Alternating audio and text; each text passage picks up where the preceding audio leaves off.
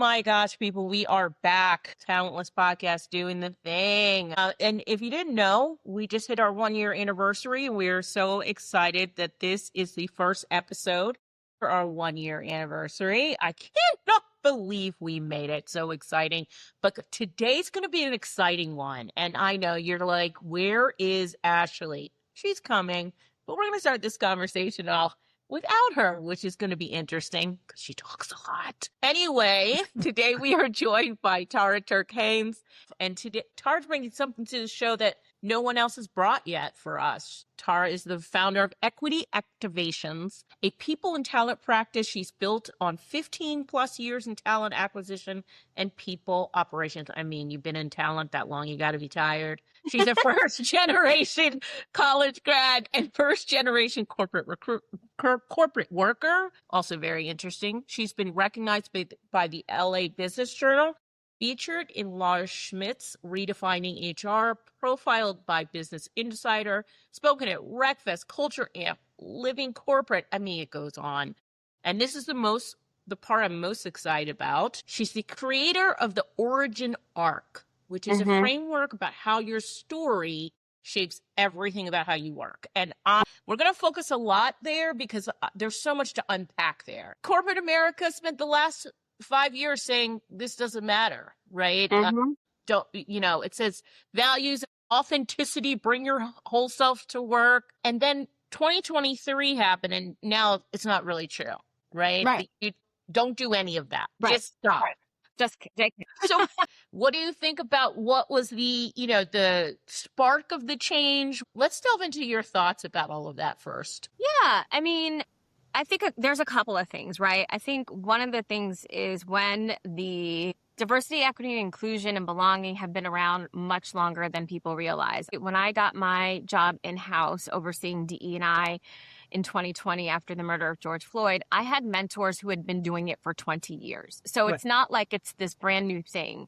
It just heightened when we were all at home and being able to see images and sitting with ourselves and all of these other different things. To actually embed and make these things attached to systems, we were, expected to do it very quickly after decades, almost 100 years of work being not equitable, and we were expected to do it in 2 years, right? We were like, hey, we're going to do everything immediately. So we had a finish line when we should have never had a finish line. Yeah. In addition, we also thought we didn't share definitions about what this work meant. We thought it was, and I'm not saying we because I did not, but there are people out there who were practitioners and business leaders who were like, if we just bring in Desiree to speak about her experience as being a Black woman in corporate America, then we've done our job, right? We're talking about systemic issues, and we're talking about pay audits. We're talking about biases and performance reviews. We're talking about microaggressions and talent acquisition.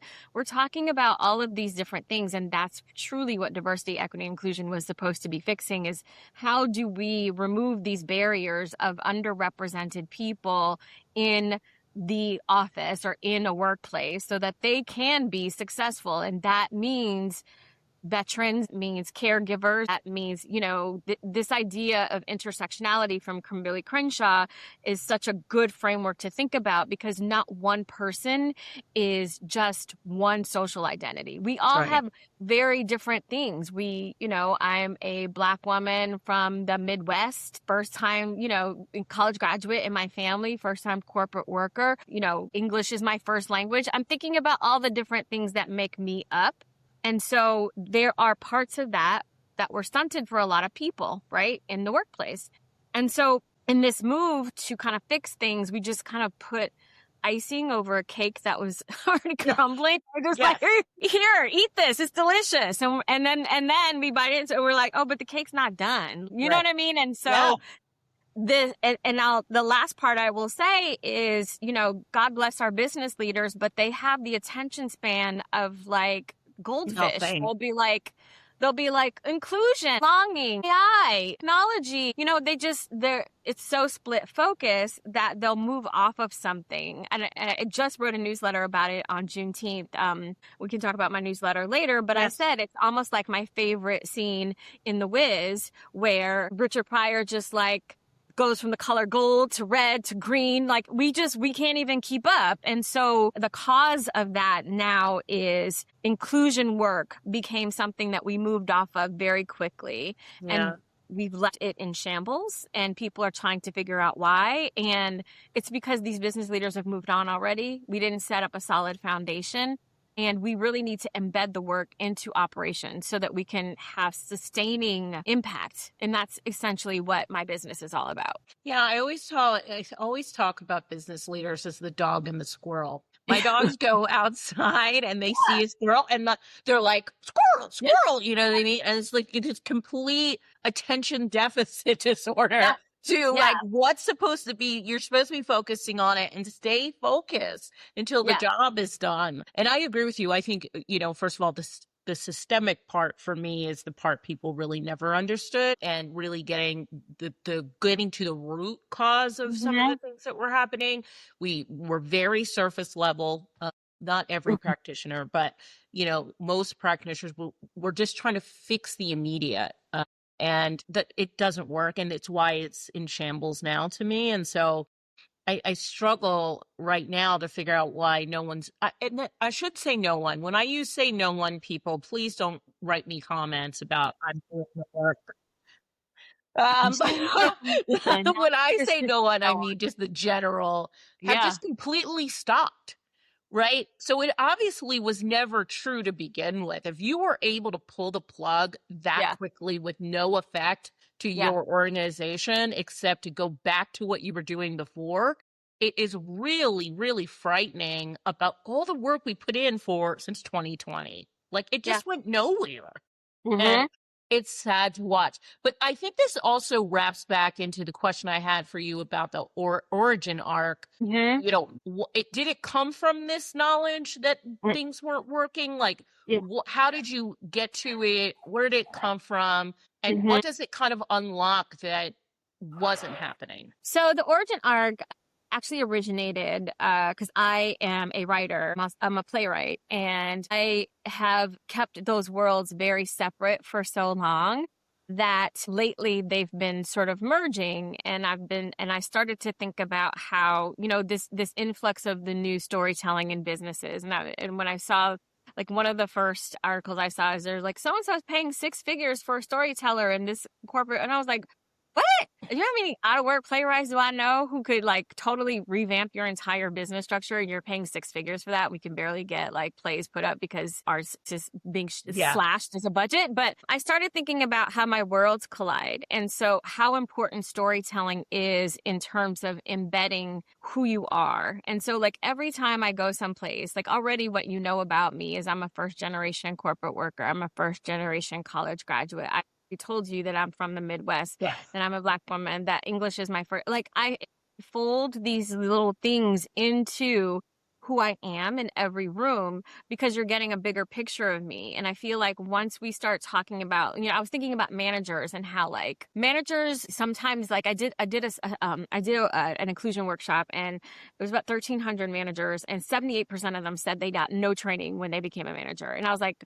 how terrifying is that? You barely know how to manage yourself. And then all of a sudden they're like, hey, congratulations. Now you have 3 people and you need to figure out how to do your job and make them better. And you're like, excuse me, I don't even know what that is. How do I do that? And managers basically model the behavior of people before them. So we have had managers where we don't know anything about our manager, or we may know too much, right? Like, and so a lot of that is just learned behavior rather than structural. And I said, how about when I think about creating a character for one of my plays, how do I build that character? And one thing you cannot do in a play is talk it through. You can't over explain, because somebody will sit in that and be like, back when I was, 15 and living in Detroit, and I used to say, that audience will be lost. They'll be like, why are you explaining everything? You have to be able to fold things into a way where people are grasping the details of you.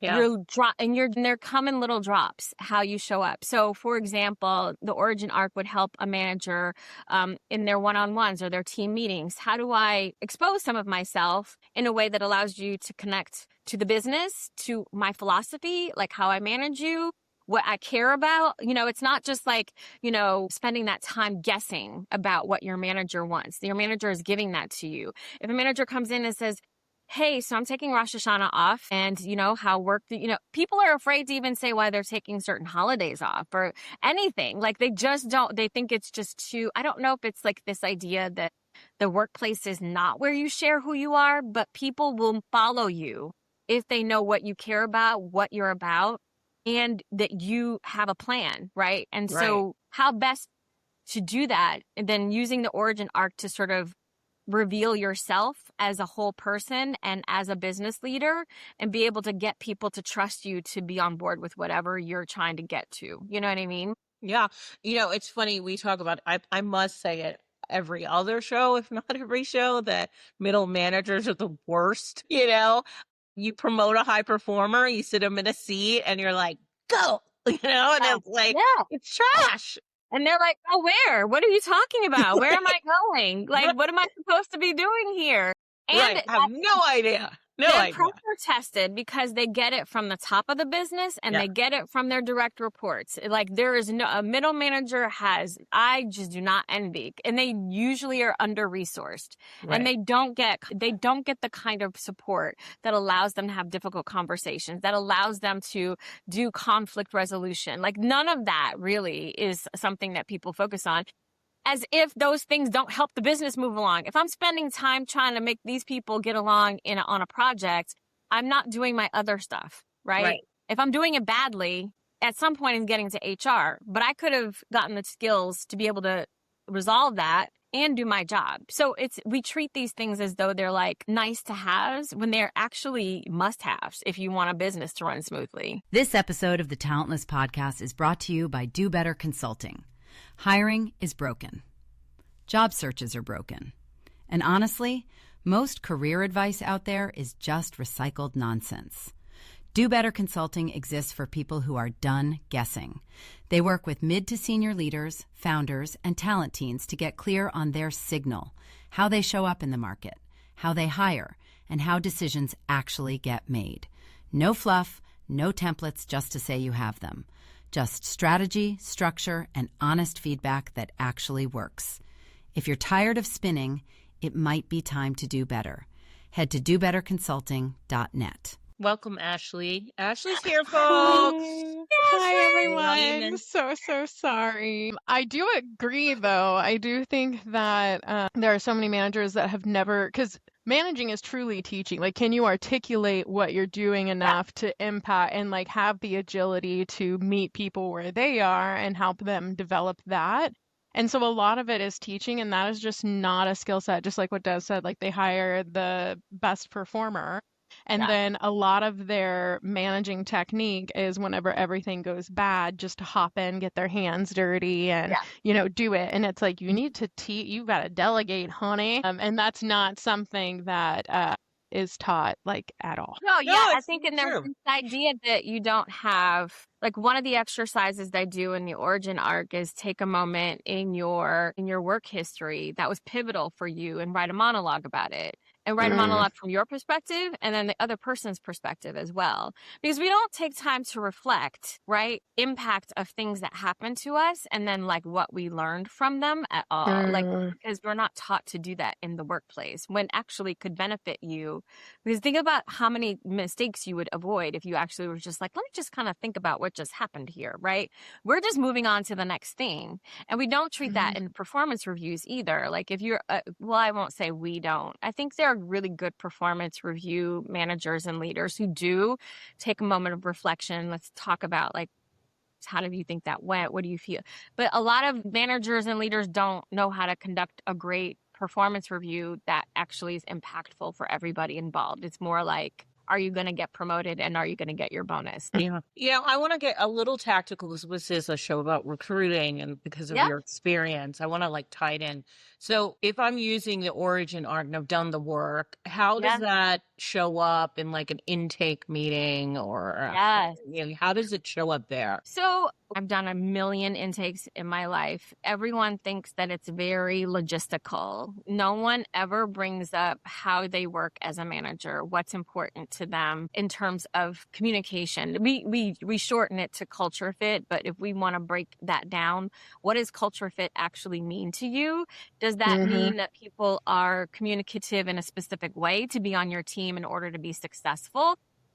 What kind of manager do you think you are, right? Because that helps us understand what kind of candidates we should be putting in front of you. And if it's a mismatch, then how much time have we lost, right? So we're getting these hiring managers to reveal things about themselves and how they show up and what's really important to them in the intake meeting if we don't know them that well. But even then, if we do know them well, things change. People evolve. You know, like you could be like one way last year and you're like, I had a revelation. I think that I'm actually no longer an afternoon person. I'm a morning person now. So, you know what I mean? Like we're infusing the things that are really sort of going to make a big difference by the time we get to final decisions. And then for the recruiter, hopefully when you go through the origin arc, you start thinking about better questions to ask candidates for them.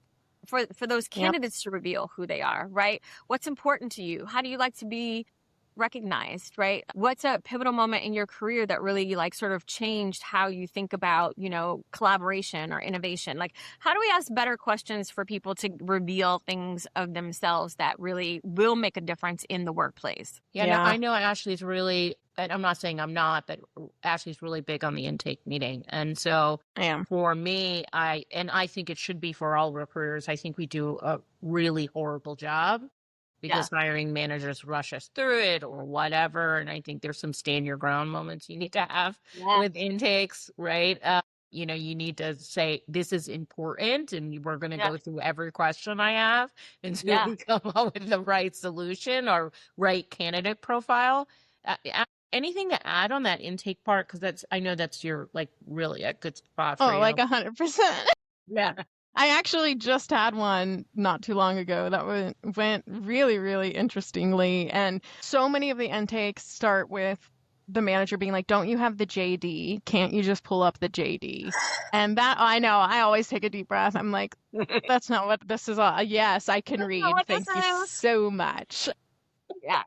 But I will definitely say that an intake, along with an interview, along with any form of dialogue at all, is really an exchange of information. That is what the whole activity is. And so the better the questions you have, the better of the interaction that this is as far as the data points that we've collected that are relevant, right? And so that is essentially where I think it starts with the intake. It starts with, sure, are there a little bit of logistics of just ensuring that everything we got in that rec request is accurate? We're all on our,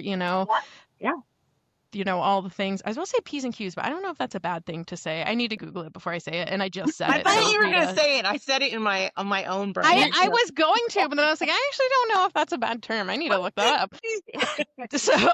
So once you're on all those, now I don't even know where I was headed. I lost the caboose of this thought, which hasn't happened in so long. But essentially, I lost it completely. No, I can't stop thinking about I think I know where you were P's and going Q's. because it is the better the questions for the intake.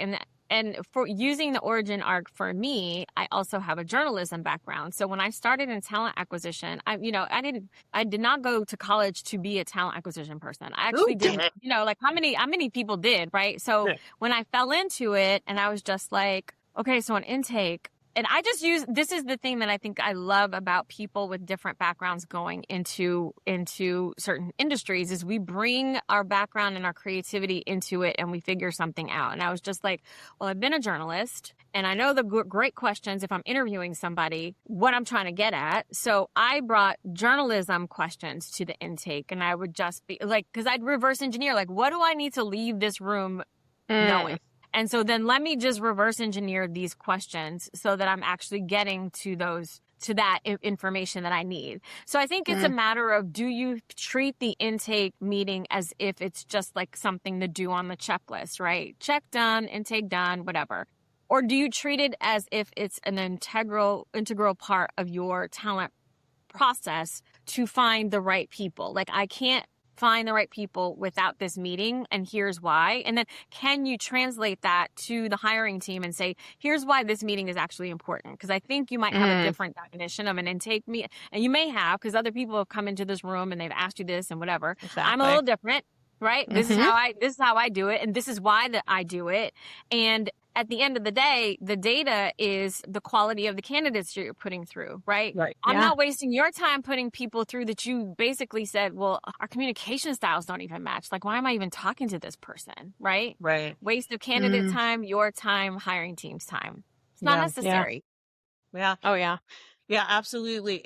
On the flip side of this, like just as you were talking, I think about the candidates that have to leave their kind of origin story at the door, right? They're, I don't know, they could be neurodivergent, immigrants, formerly incarcerated. I don't know what their story is, right? But there's some origin story that's a big part of them that they're not able to bring to the table. And so that's an interesting dilemma in its own, isn't it?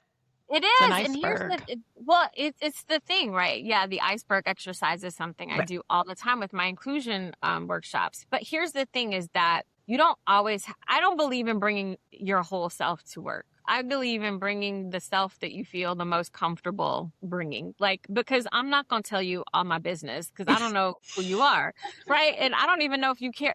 If you value it, I don't know if this is a safe space. Same with candidates. They're just meeting a recruiter for the first time. So when I say the origin story, I'm not saying completely show the above the waterline and below the waterline. Right. I'm saying, how do you make sure that the person that is the most important to represent in this room is getting that space and that airtime?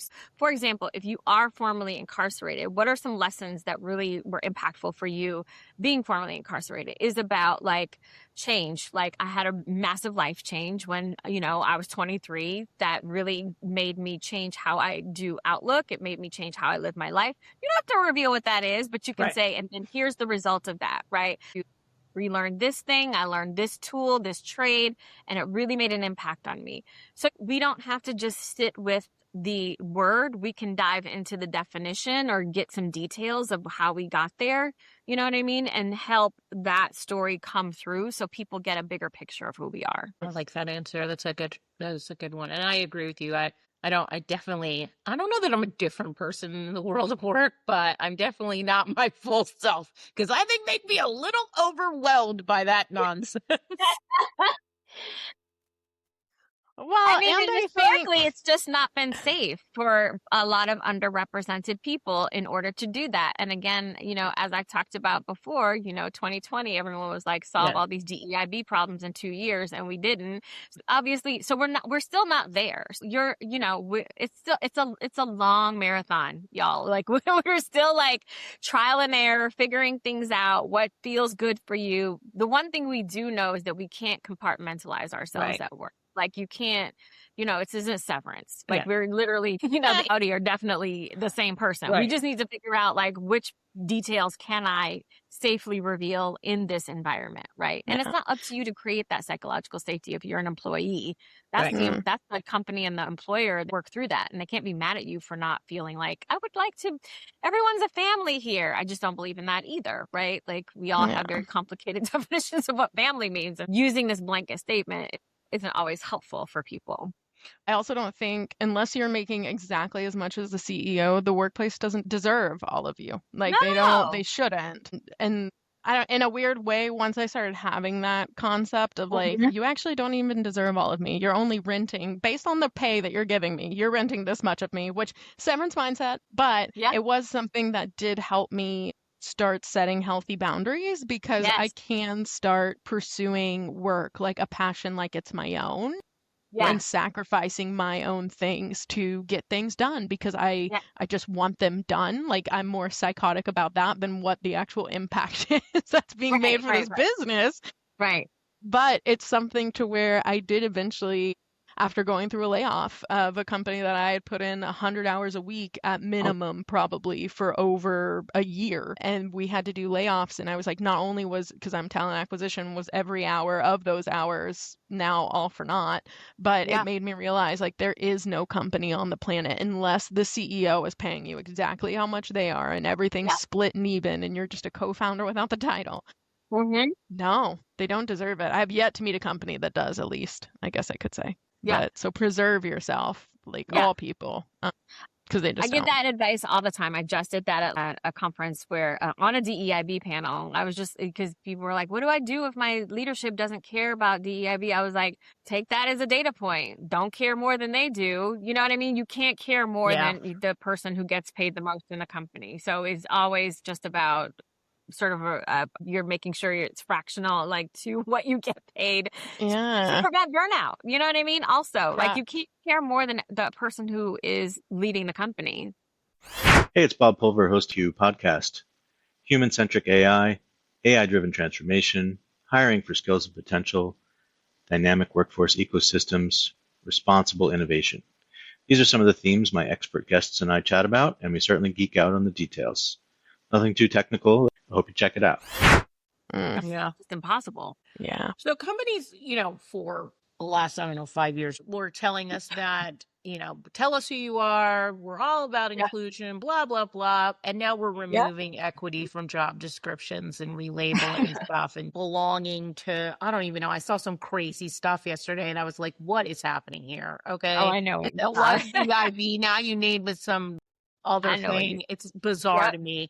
But what story do you think America is telling candidates? And this goes back to being able to tell your story, right? I think that one of the things that probably saddens me the most is that we're in a time frame where if people didn't experience it, then they don't actually quite understand the concept of it. Like we are literally eliminating the concept of history and civics and you know what I mean? Like, and critical thinking is actually on the decline, and reading comprehension levels are on the decline. Like these are all the studies that are coming out. Like this is exactly where we are. I'm not just saying what my feelings are. Right. So how do we actually just address this idea that critical thinking is on the decline? Because everything else kind of stems from that. Do people know actually the history of where they are right now? Like, do you understand? I've been studying Reconstruction lately, like because, for reasons, but we've been here before, right? And so history does actually just sort of repeat itself.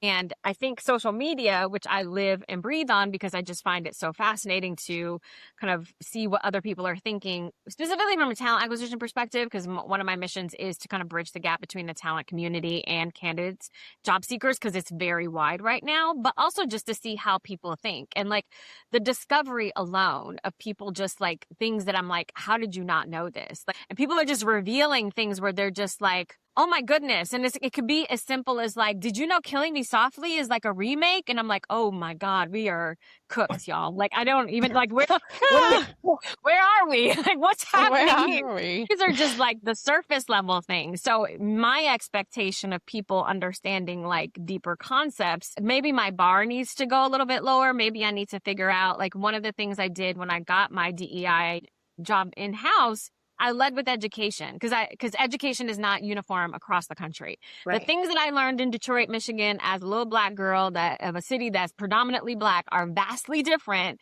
than my contemporaries who grew up maybe say in Iowa or Oklahoma or something like that. We don't have uniform education. And so knowing that, I was like, okay, I'm not going to always like critique somebody who doesn't know certain things because I learned it or vice versa. How do we bridge this gap? Like, how do I do this organically as well? Right. So dropping in little sort of bits of just like, and hey, did you know, like, this is, I'm trying to think of something that I learned, in Detroit and thinking about like Black history, for example. So not every, background is learning my history as hard as I am. Like a lot of people don't know who Grace Lee Boggs is, right. Or, you know what I mean? Like, how do I just inform people in a way that doesn't shame them so that they kind of can access it and then kind of help them connect the dots from there? It's a much longer journey and you have to have a lot more patience. So that's the lesson for me because I am not a very patient person in general, but I've been learning to be. But I'm just like, okay, let me just flow this in, right? Like just like put this thing out there. One of the programs that we did when I was in-house is we had a Black History virtual event. And I always would put like an expert, a famous person, and like one of our employees on the panel because I always thought that it would just be kind of interesting to have that dialogue. One of the employees that I put on our panel was not African American. And he was like, so the funny thing is, hey, I don't celebrate Black history because I'm not from here. I am actually from Nigeria, and this is and I'm not even religious. And here's what, and I believe in Yoruba. And people were sitting there going, wow, I never knew all this stuff about him. So like, but I put him on the panel because there's a thing where people just think if you are Black, then you must celebrate like Black history. You must know what Juneteenth is, right? If we back out Juneteenth, I didn't grow up celebrating Juneteenth in Detroit. I did not, but I learned about it later. And so, now we're starting to get into the details of what experiences and lived experiences look like. Yeah, I lived in Kansas for 6 months, and I'm going to tell you, that was eye-opening. Like, wait, you don't know what? You don't know what the Emancipation Proclamation. I mean, it was crazy. And I don't think this should be on Black people or Indian. We shouldn't have to walk around teaching our history, but I do think there needs to be that education because so many people do not know. I mean, you can read LinkedIn posts on Juneteenth and know the education is vastly different about that meeting. I'll take it even a step further, Desiree, and say that I think that if you're a manager that has a very diverse team, it is incumbent on you to understand the background of your team from a cultural, I teach this sometimes, a cultural fluency. If you're a manager, you need to have cultural fluency of your team. You need to understand what matters to all of them and their different backgrounds. And you never know, like, I'm not even saying visually, you don't know, they could all look the same, but they come from different places and you don't even know that, right? So like, how do you have that cultural fluency? And the only way to do that is have deeper one-on-ones, doing things in the origin arc that allow people to reveal parts of themselves so that they can advocate for themselves in a psychologically safe environment, and building that trust over time. That way you can understand, like, hey, Ashley can't do 2:00 meetings because she's got childcare pickup. And so all of our important meetings, if Ashley has to be part of them, then we're not doing them at 2:00, right? I don't want to have to Ashley come to me and tell me that. I would just know, like, yeah, so, what does your afternoons look like as a caregiver? Like, what's important to you as a caregiver? What should I know about you? Like, we need to have better conversations or we're wasting our time at work. We're just like going through the motions. And I think that nobody has money to float a business that's just, going through the motions. It's bad business practice. Yeah, and I do want to say, I think we forget that these tie right to revenue and profits at the end of the day. Like, if your whole thing is profit, then you should be doing some of these things because it's just proven that they increase profits and revenue. Sorry, I'm a revenue profits person. And so, like, just stop for a second and know that happier people generate more productivity, more innovation, which turns I'm all into for more doing the revenue. right thing, but you know what? Doing the right thing is, I'm relying on you and your character, which I don't know anything about. Right? I am all about, like, this is how this ties to a better functioning, healthy company. And so this is the reason why I invest in these things so that everybody can then help that. Like, I mean, we live in a capitalist society. Like, we can't ignore that, right? Like, there's a reason why you have a business. You want to make sure the business is successful because everybody benefits from a successful company, especially if you have equitable pay practices. Yes, absolutely. The one thing that I will say that everything that you were saying reminded me of, so literally I made up this quote.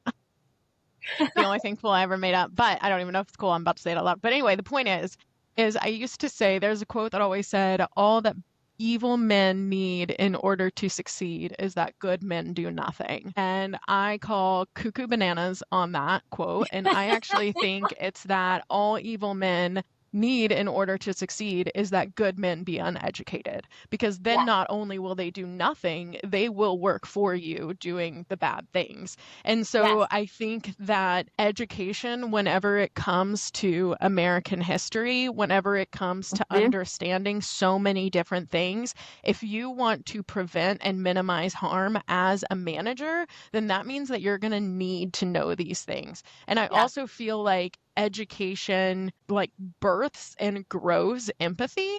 which I honestly truly feel is half of the indoctrination logic as to why it is so inconsistent in learning. Yes. I lived like 30 miles away from Galveston and never even heard of Freedom Day, of Juneteenth, anything like that until I was in graduate school. I didn't even know that the rebel flag, sorry, I have to say that out loud, trigger warning to the world, but that what that even was. I had no idea. And I was like in graduate school finding it out in class because I was Googling it because someone in front of me was talking about it. And I was like, huh? I was like, I've never heard that in my life. I don't know if that's true. And I looked it up and I was like, I started crying. I was like, oh my gosh. Because I realized, I was like, so many people in our hometown have that sticker on their truck and it's like, y'all are driving, like people are driving behind us the whole time. Like, because the people in front of me, I was like, I cannot believe this. And they were like, oh, do you want to learn more? And so that for me, graduate school was my breakdown where I had my own kind of personal reconstruction. And kind of got to gain a little bit of that cultural fluency. But taking this back to managers, what you said is so key, because if you do not take the time to educate yourself, like I had a few employees that were from Egypt and I didn't know what Ramadan like was or how it moved and different things like that. So even just having meetings where it's like, hey, sometimes you have snacks on meetings. If they're on this call because they're in Ramadan, we're going to, take it off camera or whatever. Like just courtesy, tiny things that we could learn from them or change or alter to better benefit. And it truly did too, because they don't really celebrate like Thanksgiving and a lot of other things that we had. So we were able to trade like just things that were so cohesive and good for the business and produced good productivity because we were willing to ask the question, get educated, grow in empathy, and then actually practice that cultural fluency aspect as well. So no, I think that you completely nailed it. I also think that this is all 100% by design, and it sucks that we have to re-educate absolutely every single person that walks into corporate America because holy smokes, y'all. Oh, and I co-sign on everything that you said, and I just feel like one caveat I will say, and one of the things I think a lot of DEI practitioners learned in 2020, 2021 is there are going to be people who are resolutely, unabashedly not going to move. And I use employee engagement, and I use sort of that employee engagement framework. When you ask a question and you're like, how, are you likely to recommend this company to other people? And when you get the results back, there's like a red where it's like, no. And then there's like the green and it's like, yes. And in the middle, there's the gray. I'm like, my efforts stop at the gray and I go forward. Because if you're so dug your heels into believing that this work does not matter, I have no magic wand or magic powers that are going to change your insides to make you the kind of person that will actually make your life larger. Because I tell people, our goal is to make our lived experiences wider instead of more narrow. So if you like living in the narrow, then this work will never be for you. And I will not spend time trying to bring you over to this side. Right. I don't have that power, and I'm not going to burn myself out in order to do that. I've done that. I would like to use my therapy sessions for better things than to talk about like why somebody pissed me off because they thought like, what do you mean? It's a neurodivergent issue if people don't turn their cameras on for a meeting. And I literally happened at work and I was like, oh, I think I'm having a heart attack. This is driving me crazy. And I don't understand how you can't make that connection. Right. And it's because like we just pour into the wrong places sometimes. Yeah, we do. Absolutely. Well, I can't get off of this show without talking about AI. And I was like, no.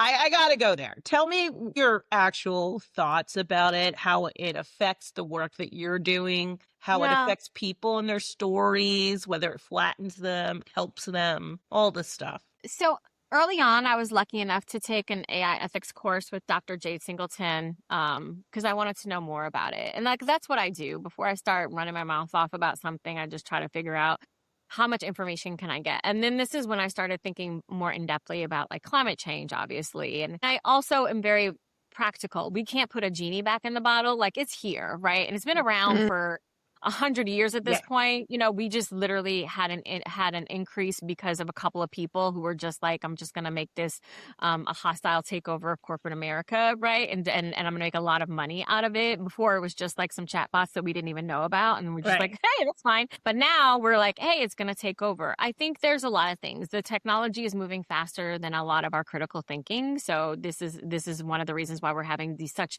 interesting conversations about it. I mean, I don't know about you. I do use AI regularly, and I don't foresee it taking over my job anytime soon, because there was a whole day where my AI agent thought my last name was Brown, and it could not tell me why.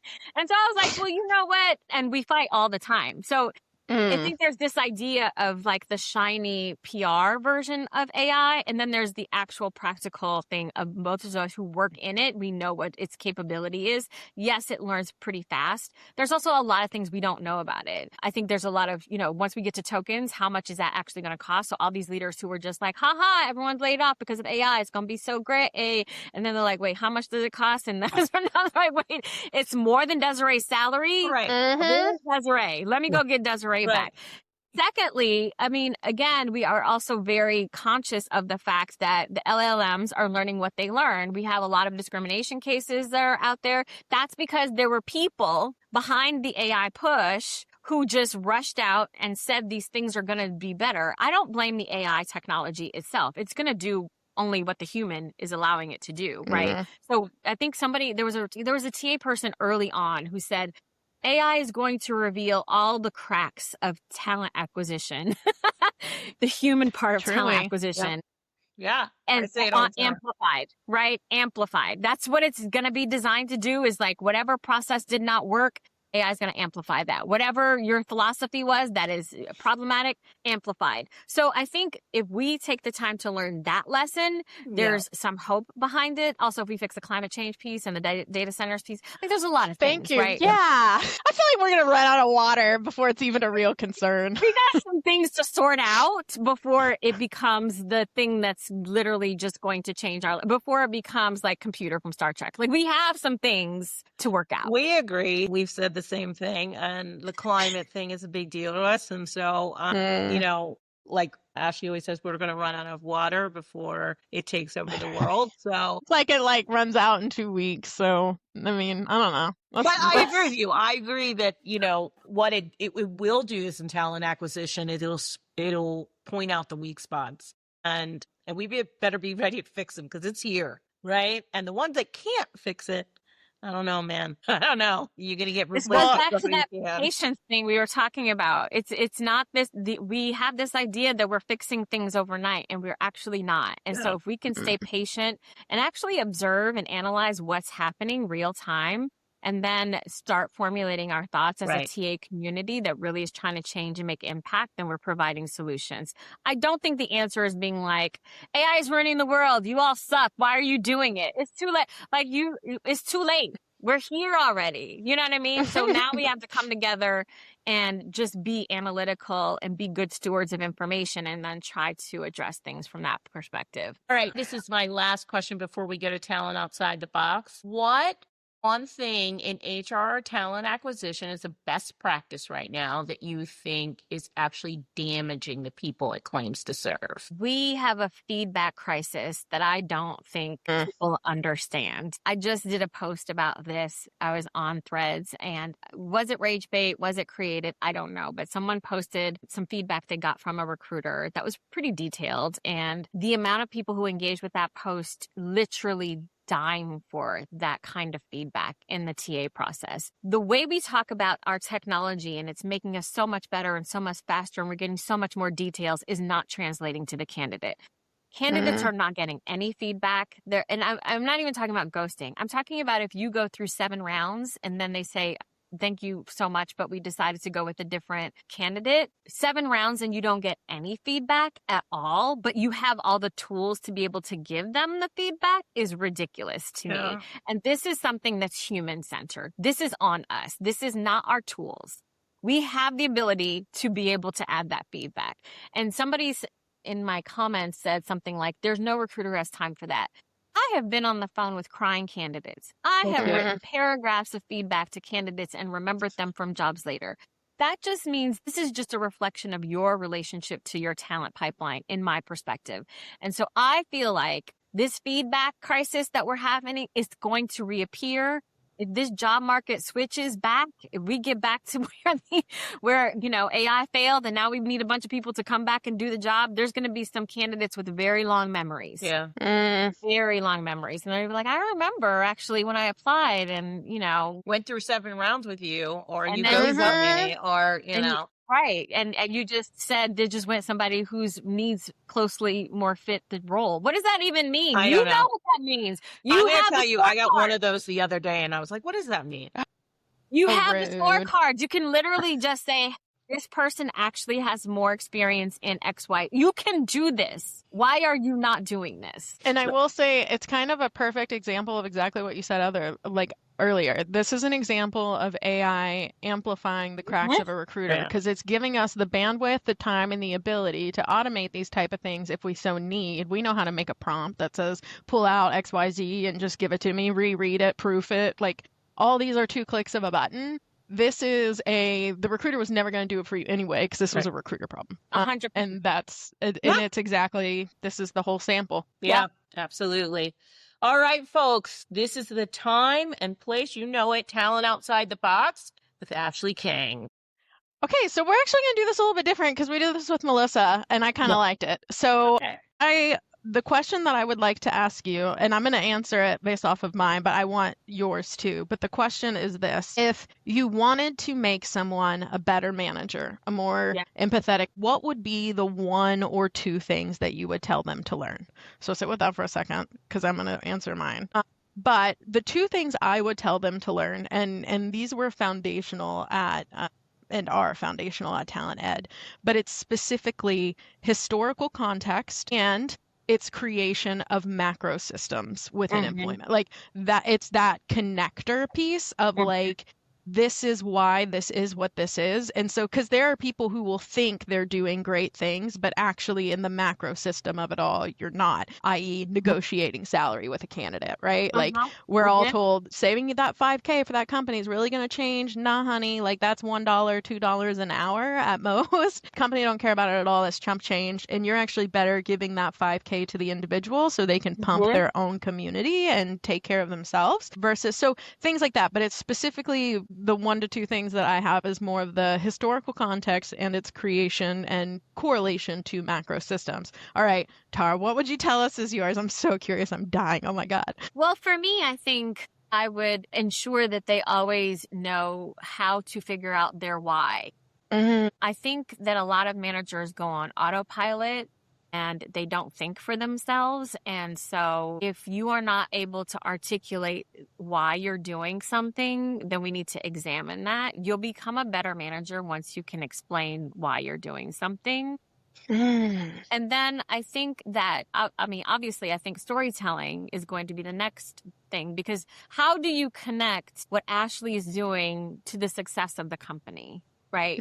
How do you connect why this job is open? Why now? Why in this team? And ultimately, what does success look like? How do you articulate that to different people, by the way? Because like how I tell that to Ashley is going to be different and how I tell that to Desiree, because you receive information differently, right? Your cares are different. So like how am I able to tell the story of why you're so important and critical to this business from a larger scale? So if you can't articulate your why and you can't tell the story of the business and the story of purpose, then it's going to be hard to be successful as a manager. Yeah.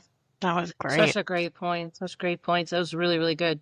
Tara, where can everybody find you? Sign up for the Origin Art. Tell me all the things, the newsletter. Yeah. Go for it. So you can go to my website, equityactivations.com. If you're a small business, I built a small business hiring checklist for free for small businesses. This all came because I was on Threads and I saw a lot of, with all the Black women who've been pushed out of the corporate workplace, there's a lot of them who are becoming entrepreneurs, a lot of them who are not well-versed in hiring. A lot of people who are not well-versed in hiring. That was not their mission. They don't live and breathe it like we do. So I created a structured hiring checklist for them just basic so that they can at least get their first 1 or 2 employees off the bat. It's free. You can download that at my website. All of my other links, I have my newsletter link there. I have a YouTube channel. I'm on Instagram, reaching people from different methods. All of us pros are on LinkedIn, and we're all just talking to each other. So I'm on LinkedIn.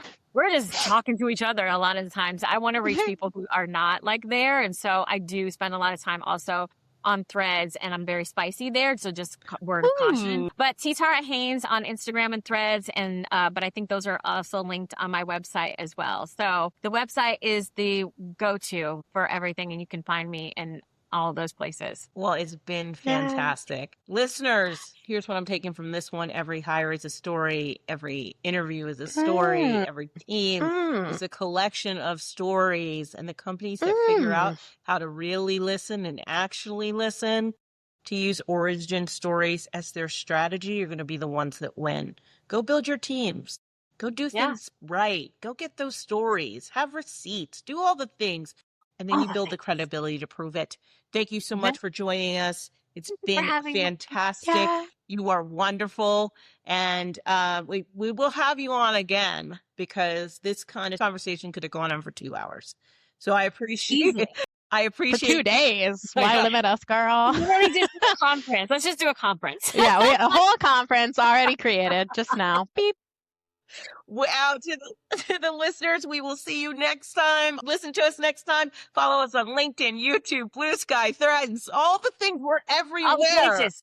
And if you haven't joined our giveaway yet, go to Talentless Anniversary Giveaway 2026 to win some prizes. Bye. Thank you. Bye. Bye. It's still going.